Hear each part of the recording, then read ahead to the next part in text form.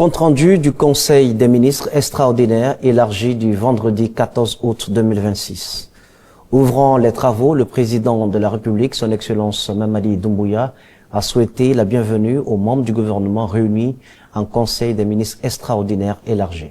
Le chef de l'État a, avant tout propos, tenu à remercier son Excellence M. Alassane Ouattara, président de la République de Côte d'Ivoire, pour l'honneur fait à la République de Guinée à l'occasion de la célébration de l'indépendance de la Côte d'Ivoire ainsi qu'au peuple ivoirien pour l'accueil chaleureux réservé à la délégation guinéenne conduite par le Premier ministre le 7 août 2026.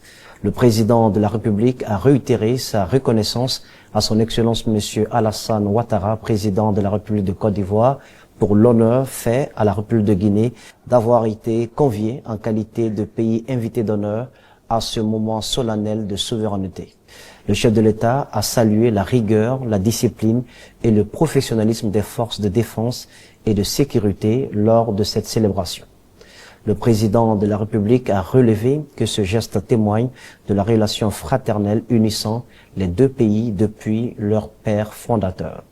Le chef de l'État a ensuite indiqué que deux points essentiels motivaient la tenue de ce conseil. Premièrement, s'agissant de l'outil de gestion des décrets et arrêtés, en abrégé GEDA, le président de la République a rappelé qu'il relève de sa responsabilité directe et a annoncé qu'il en assurera désormais personnellement le suivi depuis ses bureaux pour accélérer les procédures administratives dans le souci d'intensifier le rythme d'exécution du programme de développement socio-économique durable et responsable Simandou 2040. Deuxièmement, le président de la République a réaffirmé toute sa confiance envers le ministre directeur de cabinet de la présidence, le ministre secrétaire général de la présidence, le premier ministre ainsi que l'ensemble des membres du gouvernement.